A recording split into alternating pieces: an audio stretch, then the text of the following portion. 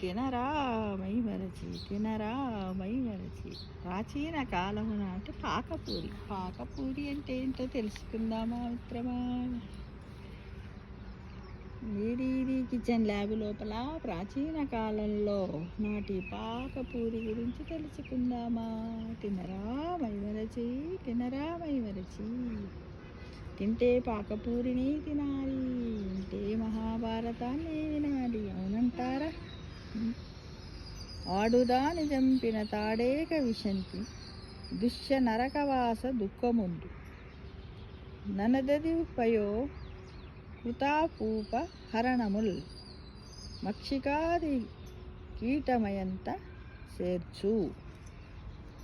మహాభారతం అనుశాసనిక పర్వంలోని స్త్రీని చంపితే 21 నరకాల్లో ఉన్నంత దుఃఖము కలుగుతుందని, అన్నము, పెరుగు, పాలు, నెయ్యి, ఆవు పాలు వీటిని కల్తీ చేయడము లేదా దొంగిలించడం వల్ల ఈగల్లా దోమల్లా పుడతారని ఉంది. అన్నము, పెరుగు, పాలు, నెయ్యి, ఆవు పాలలో కల్తీలు, మోసాలకు పాల్పడే దొంగలందరికీ ఈ శాపము తరుగుతుంది అని చెప్పారు. ఋగ్వేద కాలంలో తీపి కలిపి కాల్చిన మందపాటి రొట్టెల్ని ఆపుపాలన్నారు. అప్పచ్చులు, అప్పాలంటే ఇవే.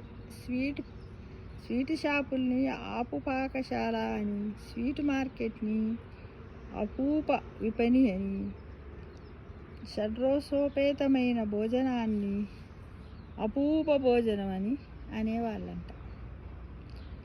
ఎప్పుడు? ప్రాచీన కాలం. ఈనాటి రకరకాల స్వీట్లకి ఆపుపాలే మూలం. ఆపూప, పూప, పూవ, పువ్వాగా ప్రసిద్ధి చెందాయి. ట్రైజెమినల్ న్యూరాలజియా అనే తలనొప్పి వ్యాధిలో మెడ, కళ్ళు, కణతలు, దవడ దగ్గర విపరీతంగా నొప్పి ఏర్పడుతుంది. ఆయుర్వేదంలో దీన్ని అనంతవాతం అన్నారు.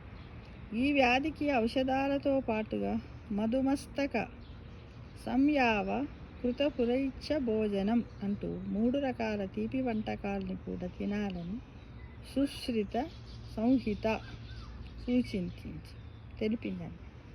మధుమస్తక అంటే తేనెతో బొబ్బట్లు, సంయావ అంటే గోధుమ పిండి హల్వా, ఘృతపూర అంటే మాల్పువ.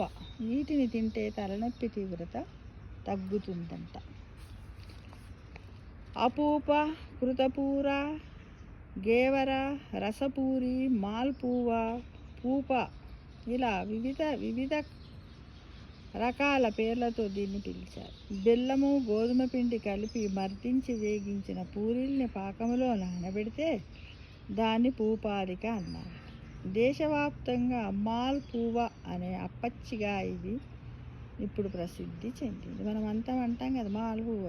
బంగ్లాదేశ్ వాళ్ళు అరటిపండు, కొబ్బరి, గోధుమ పిండి, పాలు పోసి మాల్పువ అని అరిసెల మాదిరిగా వండి పాకంలో నానబెడతారు. ఒడిశాలో తీపి పూరీని వేగించి పంచదార పాకంలో నానబెడతారు. పాకిస్తాన్లో పూరీని హల్వాని కలిపి నంచుకుంటారు. పాకంలో నానబెట్టిన పూరి అనే అర్థంలో తెలుగు వాళ్ళు నిన్న మొన్నటి దాకా వీటిని పాకపూరీలు అనేవారు. ఇటీవల కాలంలో ఈ పేరు వదిలేసి మాల్పూరి అంటున్నారు. నైస్గా పాలలో పంచదార వేసి గుజ్జుగా అయ్యేలా మరిగిస్తే బాసుంది లాగా పచ్చని పాలకోవ వస్తుంది. శ్రీనాథుడు దీన్ని గుజ్జుగా కాచిన గోక్షీర పూరంబు అన్నాడు.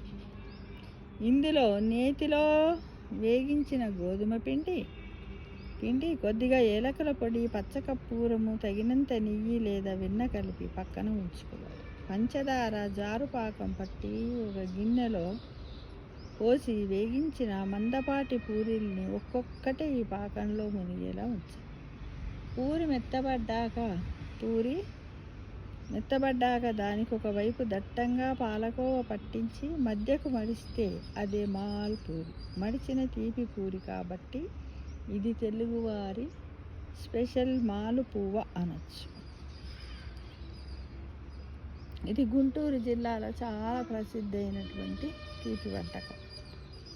ఆ పూపని బార్లీ పిండితో బియ్యపు పిండితో, మాల్పువాని గోధుమ పిండితో చేసేవాళ్ళు.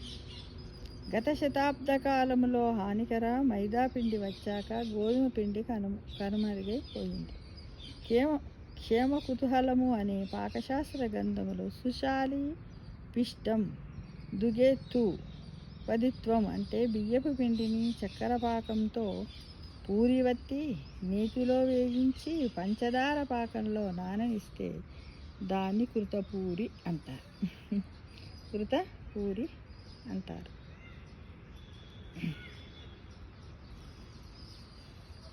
కృతపూరి. ఘృతపూరో గురువిష్యో హృద్యం పితా నిలంబః సద్యః ప్రాణప్రదో బల్యః సురుచోగ్ని ప్రదీపనః. ఈ పాకపూరి జీర్ణశక్తిని పెంచుతుంది, ఆలస్యంగా అరుగుతుంది, చాలా టేస్ట్గా ఉంటుంది, తక్షణం శక్తినిస్తుంది అని చెప్పారు. శనగపిండి కలవకుండా ఉంటే ఇది మేలు చేస్తుందంట. ఎదిగే పిల్లలకు, కృషించిపోయి వ్యాధులున్న వారికి ఇలాంటి వంటకాలు పెట్టినట్టయితే వాళ్ళకు పోషక విలువలున్నటువంటి పదార్థం వెలువడి వాళ్ళలో ఇమ్యూనిటీ పెరుగుతుందట మిత్రమా. ఇది ఈ వారం తినరా మైమరచి పాకపూరి కిచెన్ ల్యాబ్లో తెలుసుకున్నాం మిత్రమా. Thank you. సర్వే జన సుఖినో భవంతు. ఆరోగ్యమే మహాభాగ్యం.